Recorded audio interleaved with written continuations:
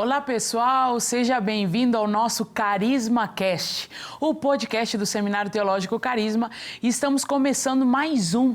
Eu quero te convidar que você possa já agora aproximar aí seu celular ao QR Code e você possa seguir as nossas redes sociais, @STCarisma no Instagram, para você ter mais informações. E hoje no nosso podcast nós temos um convidado muito especial.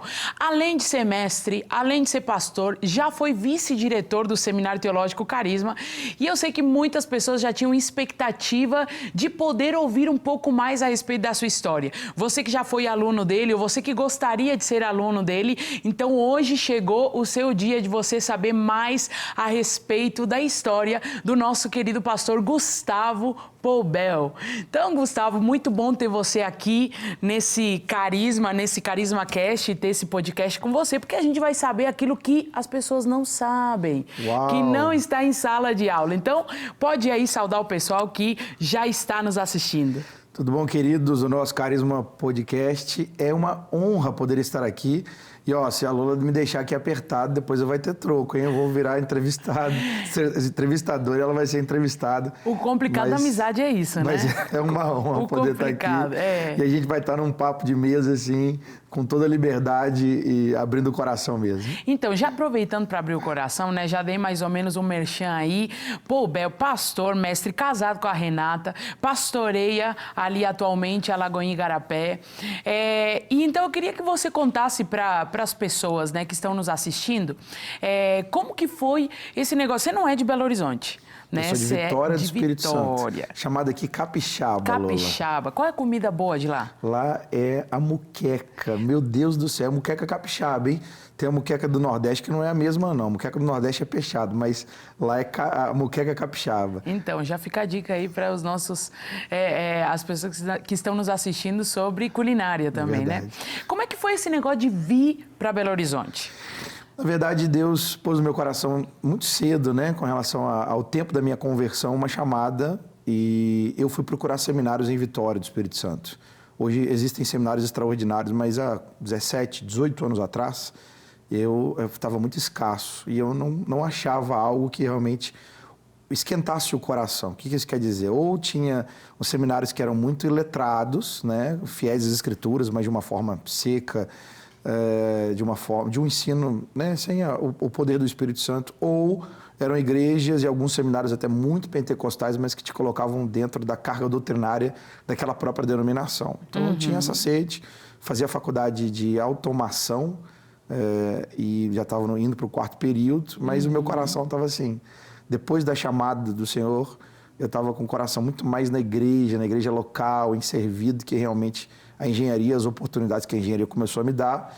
E aí eu vi na Rede Super um convite com relação na verdade não era nem Seminário Carisma, era Escola de Profetas Carisma. Olha aí. Que quando eu vim a Belo Horizonte se tornou CTMDT, que era Centro de Treinamento Ministerial Diante do Trono, de 2004. Quando eu cheguei aqui no começo de 2005, que eu vim fazer missões, aí tinham se desdobrado. Então o Seminário Teológico Carisma passa a existir com esse nome, do formato que nós temos, em 2005. Sim. E eu achei que eu viria para o CMDT para fazer missões. Eu descobri que o CTMDT tinha ido para Santa Luzia e tinha 2 vertentes, era missões, louvor e adoração, ou o carisma, que era na época pastoral e também o ministério infantil.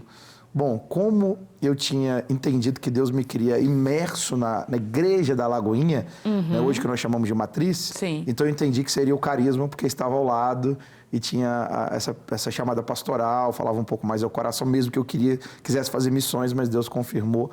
Então eu vim para fazer apenas 2 anos, né? A ideia era dar uma pausa na vida, Sim. estar aqui durante 2 anos e no final ir embora, até que no começo do 2º ano veio o Congresso do Diante do Trono. Eu recebi alguns colegas lá de Vitória do Espírito Santo, da igreja onde eu estava, e aí o tesoureiro da igreja, eu lembro, Charles, o nome dele, foi muito usado por Deus, porque no intervalo do DT, né, do Congresso, a gente tomando um sorvete ali próximo da igreja, ele falou assim: Poubel, a igreja ela se inspira na sua atitude de ter vindo ao seminário tão longe como Belo Horizonte. mas talvez ela não esteja pronta ou não queira receber aquilo que você está aqui para receber. Meu Deus. Aquilo me desnorteou, aquilo, né? Porque todo o tempo do seminário eu recebia o que Deus tinha para transmitir para a minha igreja local. Eu vim com 3 anos e meio de convertido apenas, mas eu já liderava a mocidade, então eu já tinha essa conexão. E de repente, com essa fala dele, Deus me desconectou. Eu falei, não, peraí, o pessoal respeita, mas não quer receber. Eu estou aqui dedicado ouvindo do Senhor para transmitir, para transbordar para a vida deles, eles não querem.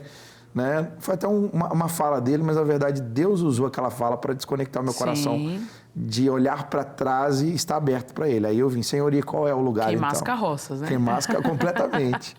E aí, no final do segundo período, eu lembro, no dia da formatura, o pastor Heber Dutra, que era o atual, né, até então, diretor do Seminário Carisma, ele me convidou para ser um dos professores do seminário. Uau. E eu lembro que eu deixei ele de molho 2 semanas. Eu falei, pastor, eu vou orar.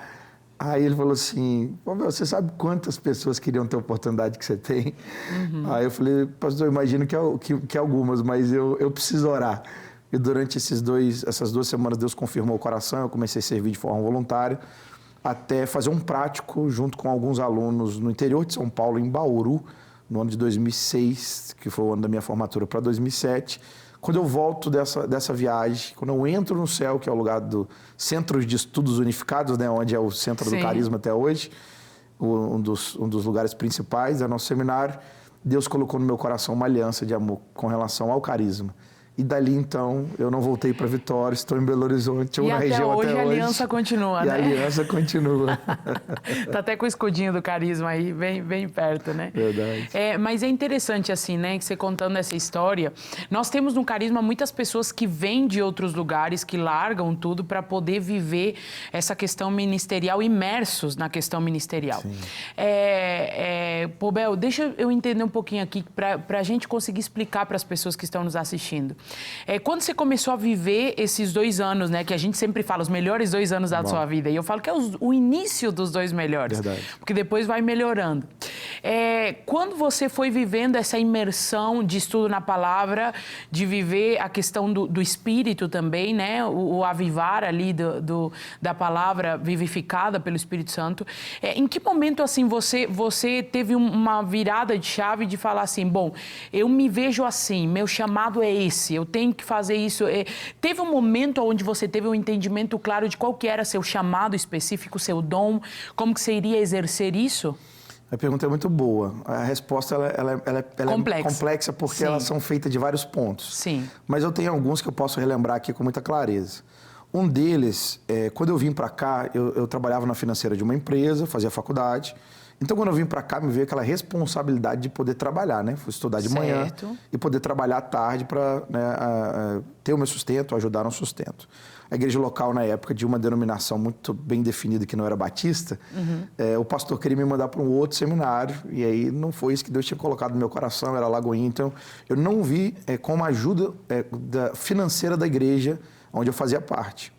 Meu pai, na época, tinha uma resistência muito grande com relação ao evangelho ainda, a vida cristã. Vendo o filho dele de engenheiro indo para um seminário, imagina a crise que não foi dentro de casa, né? Sim. Aquela coisa bem perseguição mesmo, bem complicado.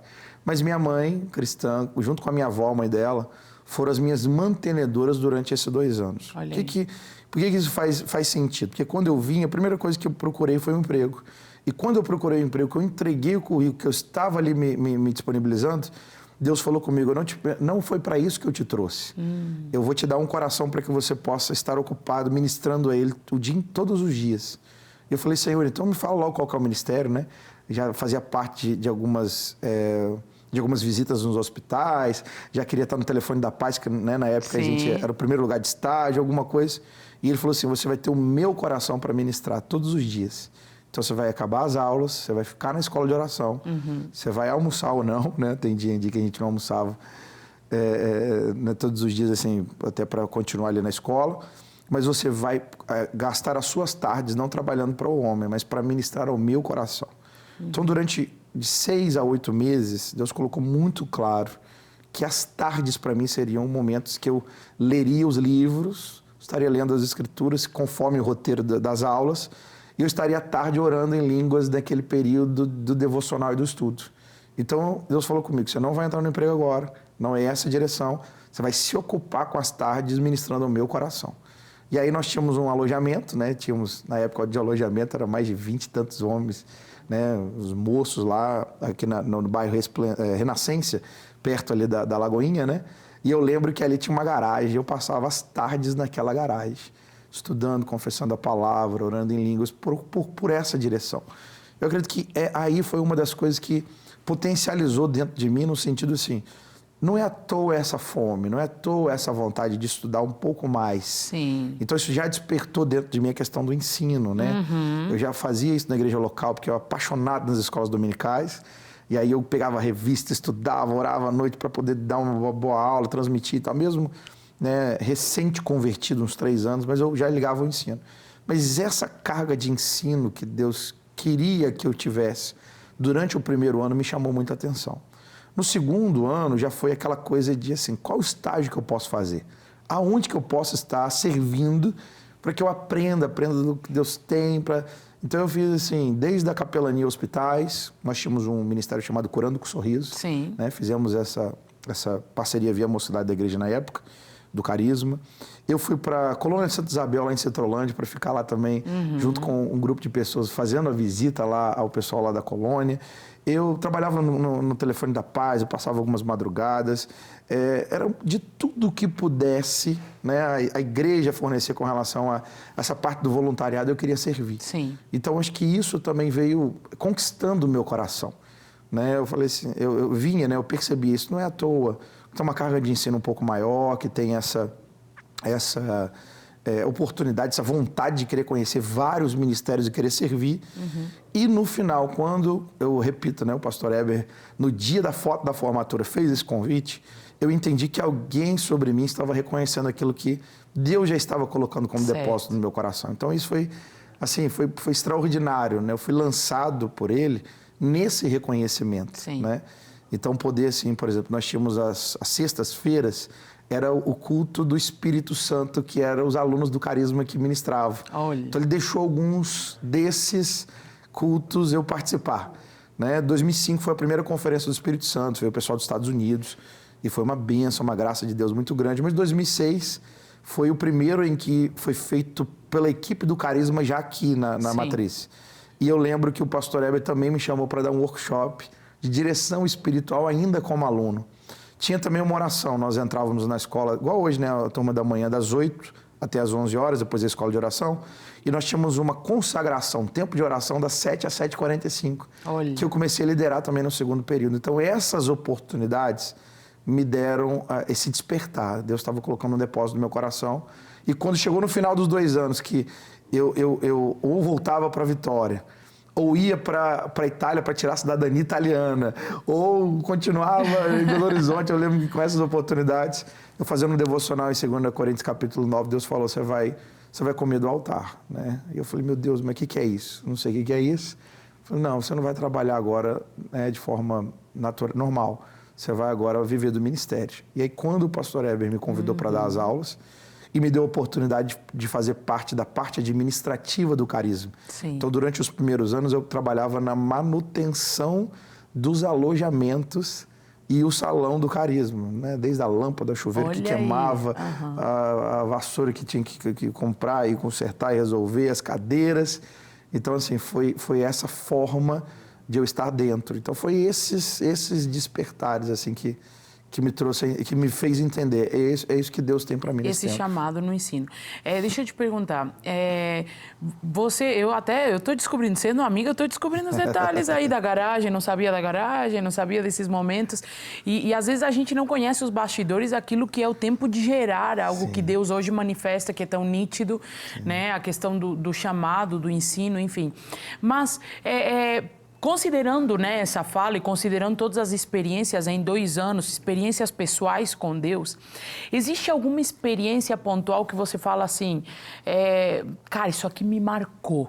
Foram nos 2 anos de aluno, teve um momento assim crucial que foi uma experiência chave para mim. Porque é muita coisa, é muita experiência, né?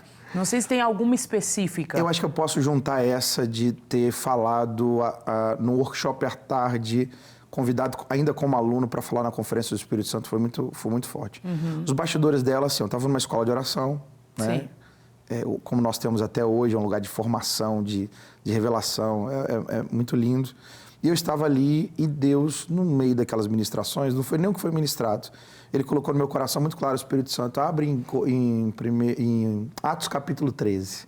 Estavam reunidos na igreja de Antioquia mestres e profetas. Sim. Quando eu li mestres e profetas, aquilo inundou o meu coração. E o Senhor, né, me deu esse entendimento que assim como eu via professores tendo uma chamada de ensino profético, Sim. ele também estava colocando isso dentro do meu coração. Uau. Isso foi muito claro, assim, Deus ministrando ao meu coração. E aí aquilo veio, uau, é isso, o Senhor está me chamando, eu estou aqui, sim, eu estou entregue aqui a isso. Mas isso foi uma revelação, eu não operava nisso, era algo que Deus tinha colocado, uma semente.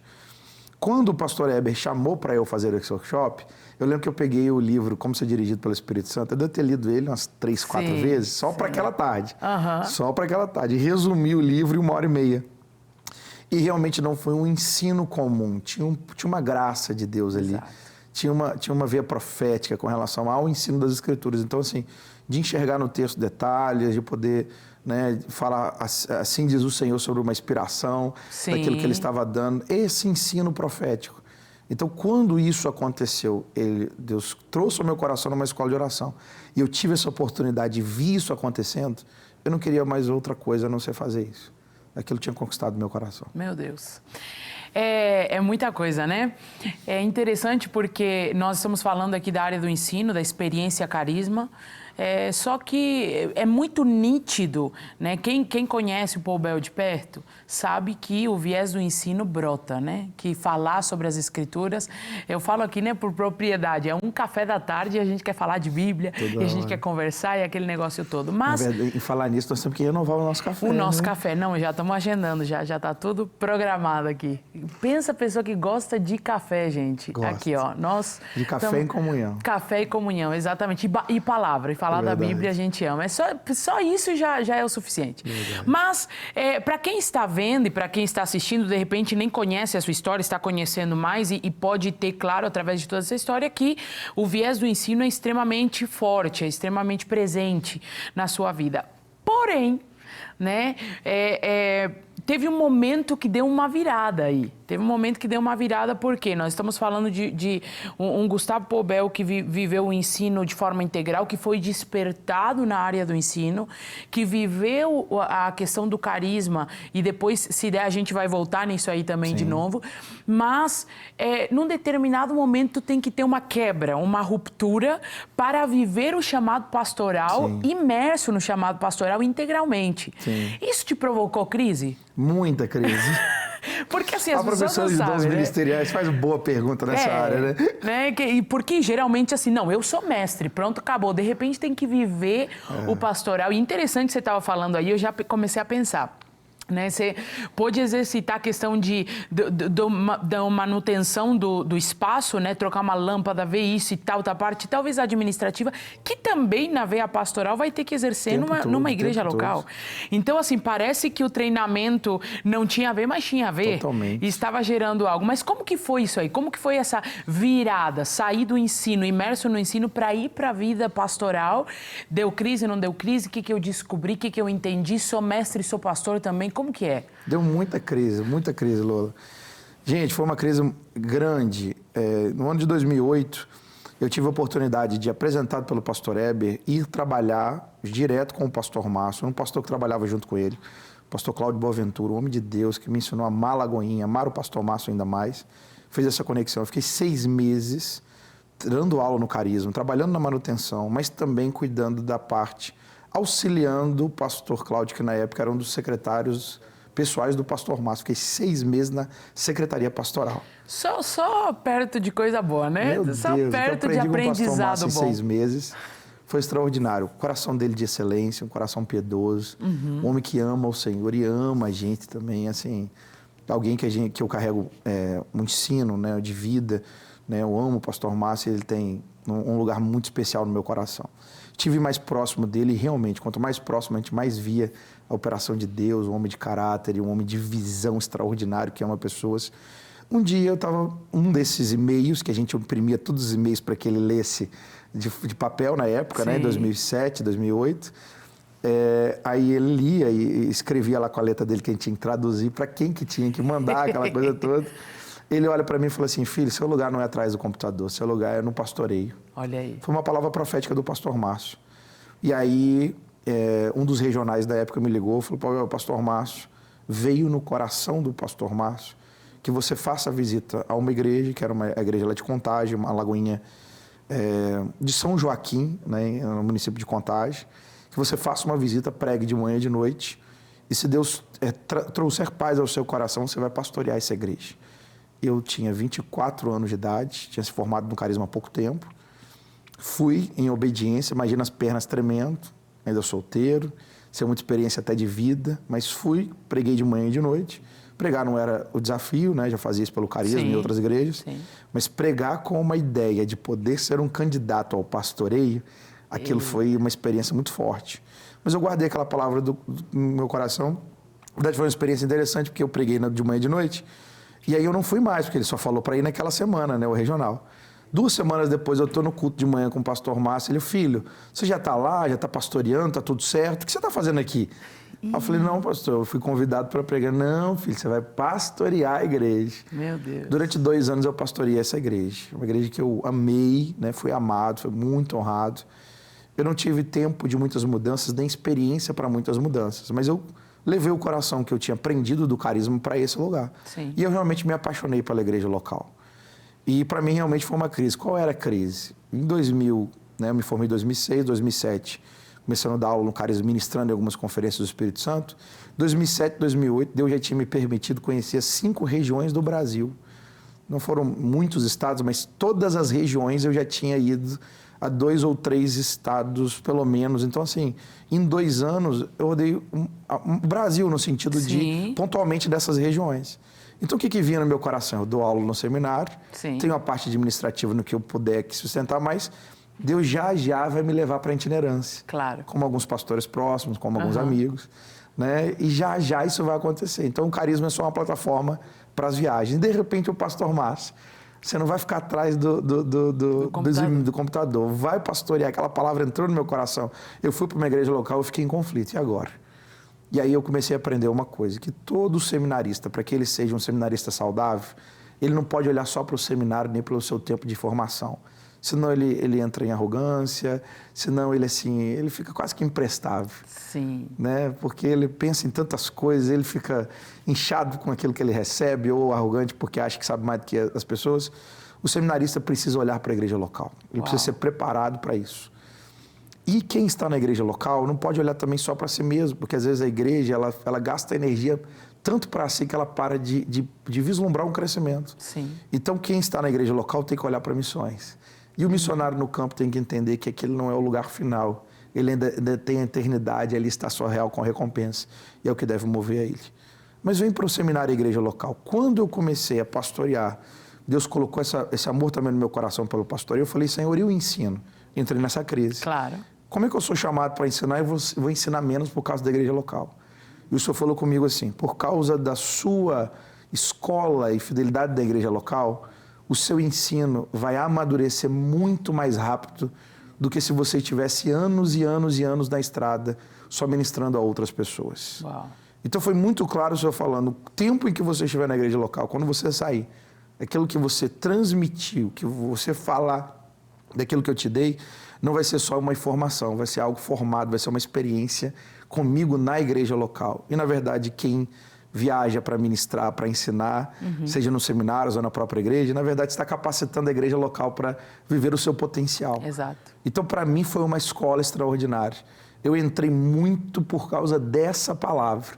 Então, eu posso dizer que eu não sei até hoje assim, se eu tenho realmente uma chamada pastoral, assim, de me debruçar. Eu sei que é o mestre, pelo viés de liderança, está ligado à igreja local. E o coração pastoral você vai aprendendo com o Senhor e para o dia a dia da lida do ministério, né? Isso vem me acompanhando. Depois eu volto para o Seminário Carisma quando o pastor Léo se torna diretor, eu sou vice-diretor junto com ele, a coordenadora é a pastora Vanessa, e nós ficamos ali 3 anos, 4 anos muito imersos. Eu imaginei Então é isso que vai acontecer.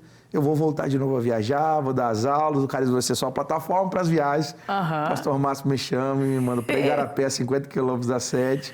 E eu estou há 9 anos pastoreando lá. Uau. Dessa igreja local, nós já abrimos outras 5 igrejas dessa igreja local, de lá. Nós temos há 7 anos o Carisma Modular em Igarapé. Nós temos 17 pastores que foram formados e ordenados lá. Uau.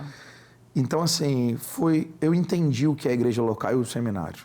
O seminário e a igreja, eu não consigo ver as duas coisas separadas. Exatamente.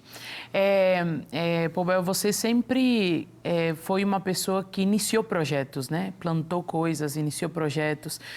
Eu posso falar por mim, né? Porque na época que eu cheguei no Carisma, eu cheguei no ano de 2013.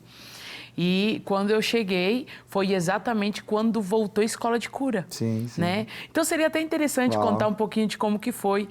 Eu tenho minha parte, né, para contar do que foi a escola de cura, mas eu sei que você, na época, no ano de 2013, foi no segundo semestre de 2013, você começou com a escola de cura, retomando, né, um projeto que já era existente, mas ali na escola de cura também teve essa formação com a gente que voluntariava e tudo mais. E como que foi retomar esse projeto e dar início a algo ali que já não tinha mais? Como que foi essa experiência dentro do seminário que nem é o viés pastoral, nem tem a parte do ensino, mas também tinha uma pegada muito específica, que era sobre cura física? Então, são muitas coisas, muita a gente coisa, vai juntando. Né? Que boa memória que você tem. Já quero falar um negócio aqui. Esse é o problema de conversar com uma pessoa assim, né? Multitarefas, talentosa. É muito assunto para um podcast só. A gente pode entrar em muitas áreas. Mas que boa memória sua, né? No segundo semestre de 2013. Inicialmente, na verdade, era para eu estar também mais ligado ao ministério do que só a parte administrativa. A diretoria do seminário, ela é muito intensa. Então, se você deixar, o tempo todo você está resolvendo coisas. Né? Faz parte da liderança, faz parte do lugar onde eu estava junto com o pastor Léo e a pastora Vanessa na época, mas o meu coração também queria mais da parte ministerial. Então, assim, meio que por excesso de tempo ou por uma oportunidade de retomar um projeto, algo iniciou de forma simples. Mas eu confesso que na minha época de seminário, uma das matérias que mais invadiram o meu coração foi com relação a Cristo, aquele que cura, e obras de Jesus. Então, fé e cura divina sempre esteve muito forte dentro de mim. De tempo em tempo, Deus desperta isso. Muito bom. Então, eu acredito também nesse depósito, que a igreja precisa carregar isso, que o seminário tem que carregar isso. Então, a oportunidade da escola de cura foi exatamente para isso. Mas é um exemplo que você está dando muito bem, né? A memória muito boa. Como não era só o ensino, porque se fosse só o ensino, eu estava dedicado àquele momento, aquela parte pública e tudo mais. Eu posso dizer que talvez a minha segunda vertente, antes de ser pastoral, que talvez seja um desdobramento da chamada de liderança, é a formação de equipe. Sim. Como o ensino me ocupa de um lado, assim, me leva muita alegria, a formação de equipe da mesma forma. Sim. Então, ali era uma oportunidade de ver seminaristas como você, que vibravam pela palavra e falaram, então, gente, vamos fazer um tempo de mesa. Sim. Pessoas que estavam ali ligadas ao louvor ou ligadas ao tempo de intercessão e tal, então vamos compartilhar. No compartilhar, você e um grupo, né, próximo na época corresponderam muito. Então, aquilo ali, meu Deus, gente, que oportunidade, né? Receber a Lola como uma joia, vamos dizer, uma pedra preciosa para ser polida. E ali foi um dos momentos do polimento, fora as aulas também, né? E você e outras pessoas. Então, eu acho que isso realmente me encantou. Quando eu fui para a igreja local, eu acho que o meu maior forte é isso, assim. Você tem a coisa da visita, você tem a coisa do gabinete, tem a coisa do coração pastoral que a gente aprende com o Senhor. Mas, para mim, a organização ministerial, a formação de liderança, de pessoas, de equipe, é o que me move nos locais onde eu estou. Então, acho que é por isso que juntou. A escola de oração ter esse ensino, que já era um depósito dentro de mim, mas, ao mesmo tempo, o que a gente pode desenvolver? Com quem? Como é que é, né? E hoje, por exemplo, o tempo que a gente vive hoje de seminário, depois de... Né, estamos aí a quase 68 unidades, se eu não me engano, né? Sim. Que nós já estamos no momento da gravação desse podcast. Hoje nós procuramos exatamente a formação de novos professores. Sim. Né? É o que a gente está nos bastidores aqui o tempo inteiro pensando. Então, acho que foi isso, esse capítulo. E a gente viveu esse momento da escola de cura, além dos bastidores de sermos formados, né? Eu me lembro, já vou contar aqui, porque a amizade é assim, a gente já fala na arrasa. hora. Eu me lembro que comigo foi assim. Comigo, eu me lembro que a gente tinha aqueles momentos pré-escola de cura, né? Que era aquele discipulado, aquele momento de abrir a Bíblia e você olhava pra gente e falava, lia um texto sobre cura e falava, o que vocês acham? E a gente olhava, tipo, a gente não acha nada. É o Paul perguntando pra gente que a gente acha alguma coisa, tudo aluno, primeiro período, não acho nada. Mas a gente começava a compartilhar e eu me lembro que eu acho que foi no meu segundo período, numa escola de cura, você virou pra mim, me entregou o microfone e falou, hoje é com você. E foi embora. Eu quase morri na hora. Falei, como assim hoje é comigo? Peraí, é o que comigo? E eu lembro que ali, né, naquele pulo, mais ou menos o que você já tinha passado, que agora eu estou descobrindo que você fez a mesma coisa que fizeram com você. Um trauma que fomos traumatizados. Exatamente, a gente já aplica e ali a gente foi sendo treinado. E eu me lembro, assim, claramente de uma experiência da escola de cura que a gente viveu, muito louca, que foi até com uma colega nossa, foi uma colega eu acho que era da turma da manhã, não lembro, o nome dela é Valéria. Lembro dela. Você lembra? Curada de câncer. Curada de câncer. Ela veio com câncer no nariz e ela estava com todos os laudos, com tudo. Ela chegou a entrar no bloco cirúrgico e o médico, quando foi olhar, ela foi dar testemunho com band-aid no nariz. Verdade. Né? Porque falou que até ia ter que fazer um procedimento de cirurgia plástica para tentar rever, porque era muito profundo o câncer. Verdade. E ela chegou para testemunhar na escola de cura com um band-aid no nariz, assim, contando sobre aquele... E eu lembro claramente quando nós oramos por ela. Verdade. Porque eu lembro que a direção que você deu foi de toda a equipe de louvor descer e impor as mãos sobre quem estava doente. E, cara, ver esse momento, experimentar como aluno essa realidade. E também, para você, como professor e mentor de uma equipe, né? Sim. Experimentar isso numa escola de cura foi extraordinário, né? Pra gente viver aquilo ali. Né? Então, assim, você sempre teve por trás de projetos específicos. Deixa eu te fazer uma pergunta aqui. Os projetos que você iniciou, ou você deu continuidade, ou participou, foram projetos que, de alguma forma, já você tinha no coração que eles existissem, ou foram... Podem ser as duas coisas, né? Mas, ou foram coisas que você caiu de paraquedas e quando viu, aquele negócio aconteceu?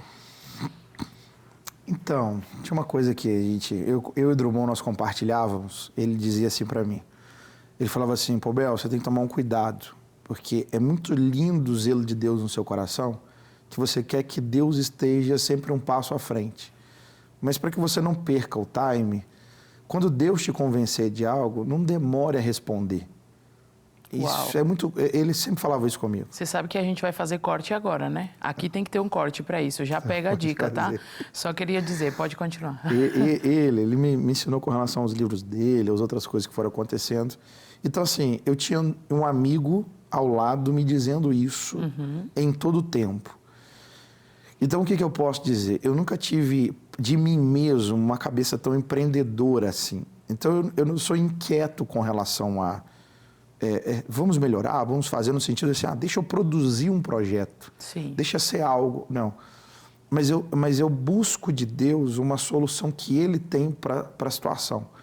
Então, eu quero que o Senhor esteja à frente. Aquela coisa de Caleb vai começar a conquista de Hebron, ele diz assim, tu sabes o que o Senhor disse ao nosso respeito. Então, eu tenho uma palavra. Sim. Eu estou aqui para ser validador dessa palavra, porque eu estou aqui para corresponder. E que ela se cumpra no meu tempo, na minha vida, na minha geração, no lugar onde eu estou. Então, assim, nós estávamos conversando nos bastidores aqui com a produção com relação à Casa de Paz.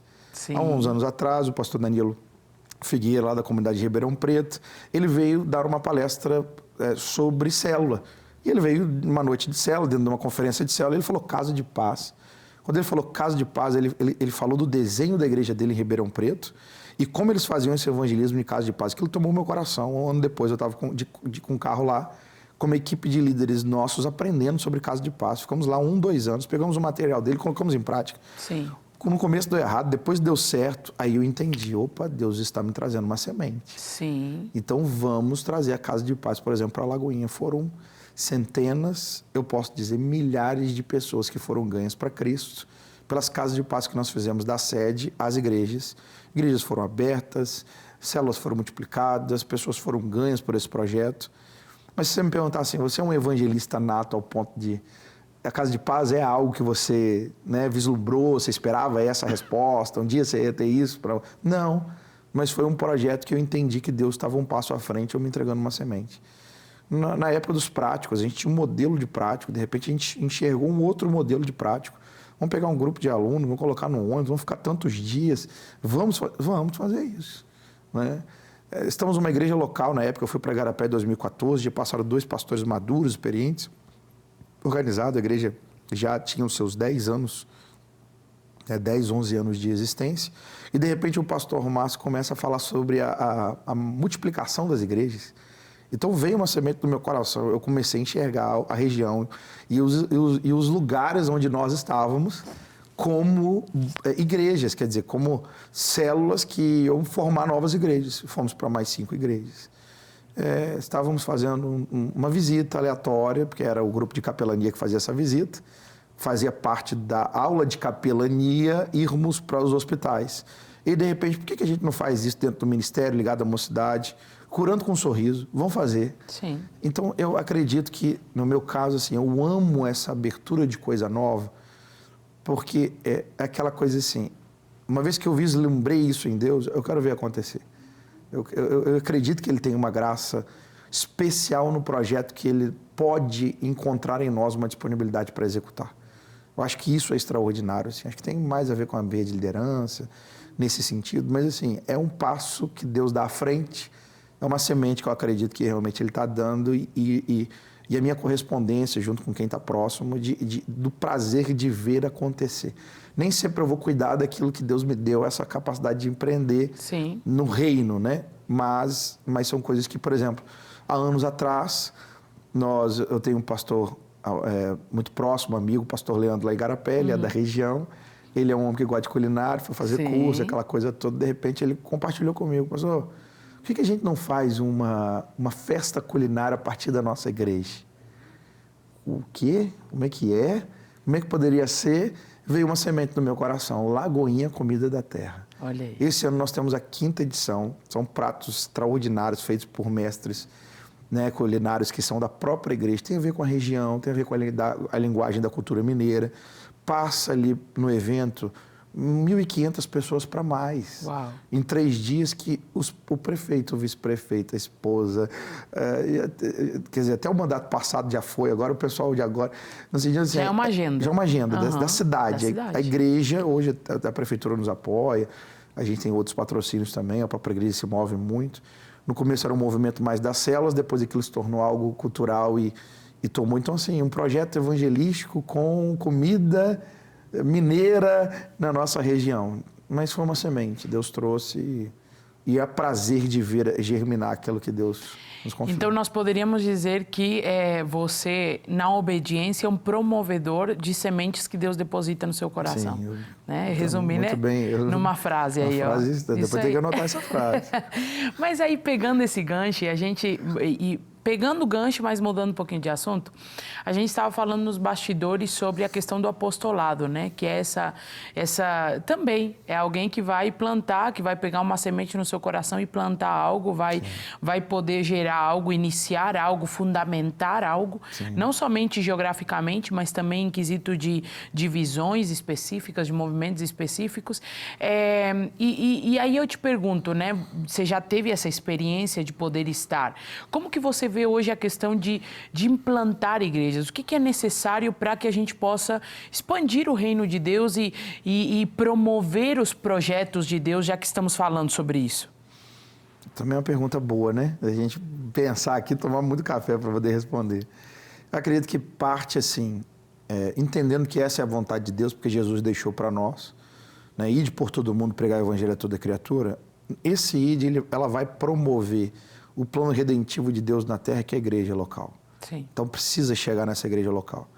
Mas eu acredito que o primeiro critério que a gente precisa é ter uma igreja saudável, para que a partir dela outras igrejas saudáveis possam se formar. Né? É uma loucura tentar reproduzir aquilo que não presta. Sim. Aquilo que é ruim, aquilo Sim. que é torto, aquilo que é manipulador, aquilo que é seco, aquilo que Deus não está habitando. Mas a igreja do Senhor, ela é saudável, não estou dizendo perfeita, Sim. mas ela é saudável porque ela tem os seus reais fundamentos. Tem pessoas ali realmente de coração entregues, o reino de Deus se manifesta, o nome do Senhor é erguido, a palavra do Senhor é a prioridade, né? Está sob a direção do Espírito Santo, tem líderes saudáveis. Essa igreja, que ela é um modelo e inspiração para uma região, ela precisa se expandir, né? Na biologia, a expressão de maturidade está ligado à capacidade de reprodução. Então, tudo que é maduro deve ser reproduzido. Uau. Deve carregar essa capacidade de reprodução. Então, tudo começa com uma igreja local saudável. Nós temos uma igreja saudável, então que ela se reproduza. Primeira coisa.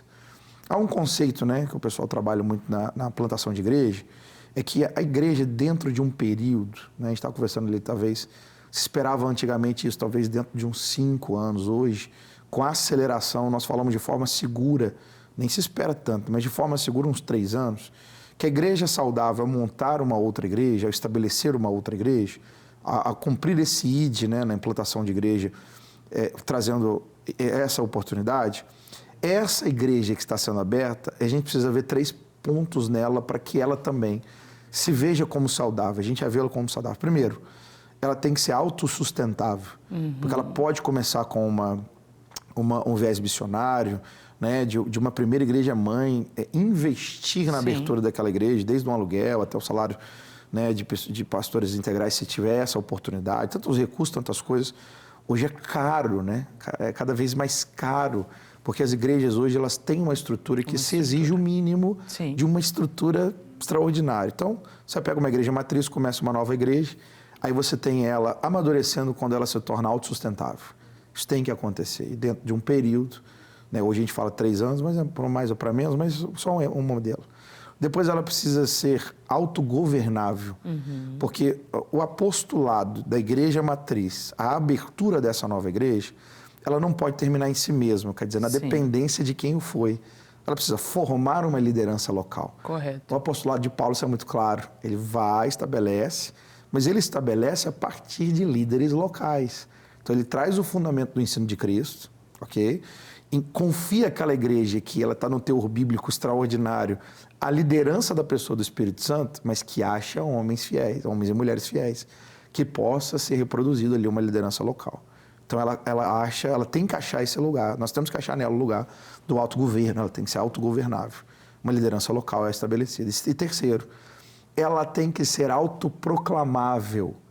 Então, quando que a gente acha a maturidade nessa igreja? Quando ela se sustenta, quando ela tem uma liderança local e quando ela tem a capacidade de reproduzir outra a partir dela mesma. Uau! Esse é o trabalho, né,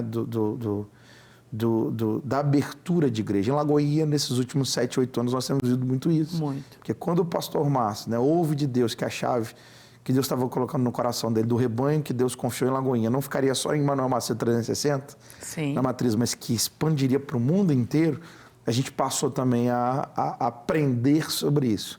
E nessas experiências eu aprendi esses conceitos.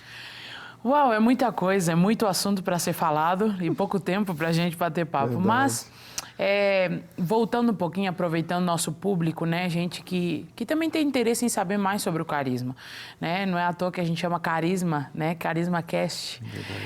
Pô, Bel, deixa eu te fazer uma pergunta. Você aqui está falando sobre muitas coisas que hoje são um exercício de experiências que você tem tido. Tanto experiências no exercício do ministério, pastoreio, implantação, projetos, casa de paz, escola de cura, é tanta coisa, tanta variedade, né, de exercícios, mas lógico que tudo no cunho ministerial, né? Deixa eu te perguntar aqui, como você vê hoje, para as pessoas que estão nos assistindo, como você hoje entende que a formação de 2 anos no carisma repercutiu ou incidiu ou interferiu para que você pudesse exercer as coisas que você exerce desde que você saiu do seminário até hoje? Qual foi o papel ou qual foi o crucial fundamentador para você poder chegar a exercer tudo que você exerce hoje? Eu vou responder de forma muito direta. Deus, na sua soberania, Ele traria um outro caminho para me capacitar se o carisma não existisse. Mas na minha vida, o carisma fez toda a diferença. É 100% do que eu estou dizendo aqui tem a ver com frutos do que eu recebi no Seminário Teológico Carisma no ano de 2005, 2006. Então, assim, tudo o que eu vivo hoje passa pelo óculos, passa pelo DNA do carisma na minha vida. Uau! Porque, primeiro que foi muito forte a minha vida. Você teve essa experiência, até mais do que eu, saí de Vitória, a 500 quilômetros daqui. Sim. Você saiu do Uruguai, Sim. né, de alguns alguns milhares de quilômetros para poder estar aqui. Então, você sabe que quando a gente precisa desse tipo de intensidade para responder a um chamado, né, esse tipo de renúncia, de entrega, de compromisso, aquilo que a gente tem para receber, nós não vamos receber de qualquer jeito. Exato. É aquela história, né? Por que Deus chama Abraão? Abraão, sai da tua terra, da tua parentela, da casa do teu pai, vai para a terra que eu te mostrarei. Deus estava pronto para falar tudo que ele tinha para falar para Abraão. Era Abraão que não estava pronto para ouvir tudo que Deus tinha para falar. Então Deus teve que mover ele no primeiro caminho de obediência, e no caminho do movimento de obediência, até chegar ao cume da renúncia no capítulo 22 de Gênesis, o coração de Abraão estava completamente nas mãos do Senhor. É o ponto, né? O ponto ápice, a gente sabe, quando Isaac diz, pai, aqui está o cutelo, né? A faca, aqui está a lenha, o fogo. Aonde está o cordeiro? E aí ele tem uma expressão de profeta, não tem outra coisa, né? Jesus mesmo disse que Abraão viu ele nos seus dias, né? Nessa revelação, que ele diz, meu filho, Deus proverá para si o cordeiro. O coração de Abraão estava tão nas mãos do Senhor que ele pôde introduzir a revelação do Messias ali no coração de Abraão, e que a partir dos judeus ele viria, e que ele seria, né, que Cristo seria a fonte ou o instrumento pelo qual Deus estaria reconciliando consigo o mundo inteiro, como o Filho único foi dado, como o Cordeiro morto que foi, né, de forma inocente dada, a morte substitutiva, tudo está ali, voltando para nós aqui. Então essa intensidade, ela fez com que o carisma me marcasse muito. Então Deus poderia estar usando qualquer outro seminário, como tem muitos outros maravilhosos. Mas tudo que eu estou falando aqui passa pelo DNA do carisma. Eu não tenho como fugir disso, porque não é aquilo que... Não é uma performance externa, é uma manifestação de um DNA. Exato. É como você regar uma semente. O que vai produzir dela? Aquilo que ela carrega.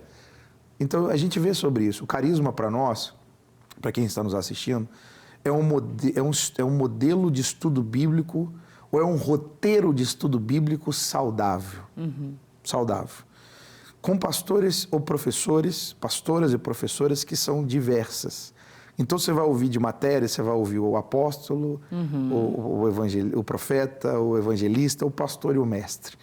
Isso é maravilhoso, porque você tem aulas de cura que é dado por um evangelista, outro que é dado por um mestre. Sim. Então, o carisma tem essa vertente. É um seminário que foi entregue por Deus e que foi produzido para amadurecer o cristão e levá-lo à capacitação ministerial dentro da igreja local. Sim. Então, é um seminário que nos faz amar ainda mais a igreja local. Né? Até que nos tornemos missionários, que somos edificadores ou promovedores da igreja local em outros lugares, outras nações. Como a gente tem o exemplo do Lázaro no Nepal e outras pessoas. Então, assim, não é o lugar de finalizar o ministério, mas é um excelente lugar para que tudo comece. De se preparar para o ministério. De se preparar. É como que o carisma, como que dentro desse contexto que você está falando, o carisma seria como uma lente, né? Ele foi uma lente para você olhar todas as demais coisas que Deus estava propondo para você. Sim. Se eu for pegar um modelo bíblico, Jesus disse, ficar em Jerusalém até que do alto seja revestido de poder. A gente entende que Jesus está dizendo, eu só fui quando eu fui cheio do Espírito Santo. Então vocês só devem ir quando vocês estiverem cheios do Espírito Santo. Mas a gente não pode esquecer que eles tiveram 3 anos de ensinamento. Claro.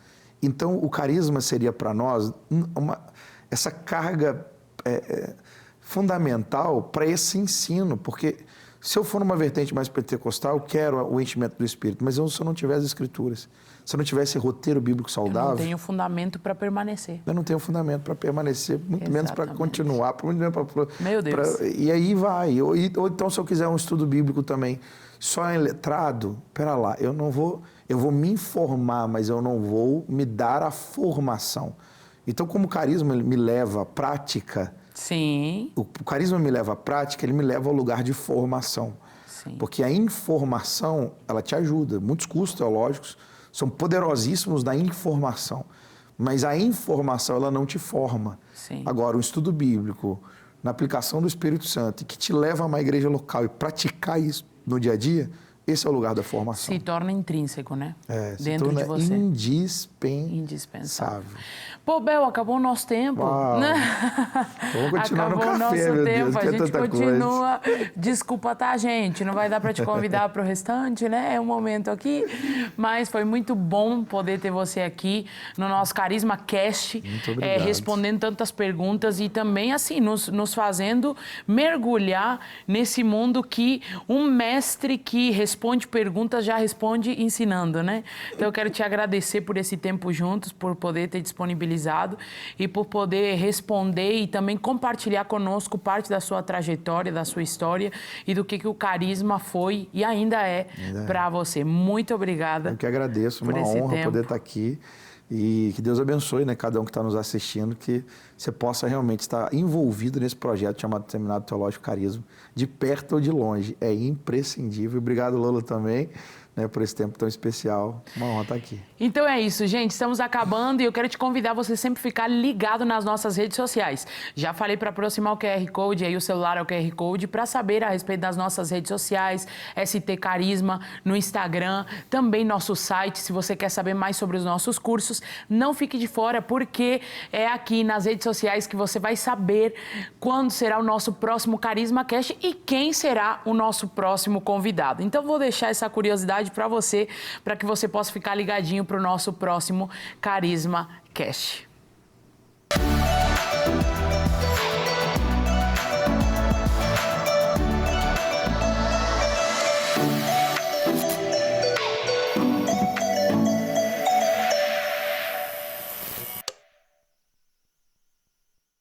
Sério, gente.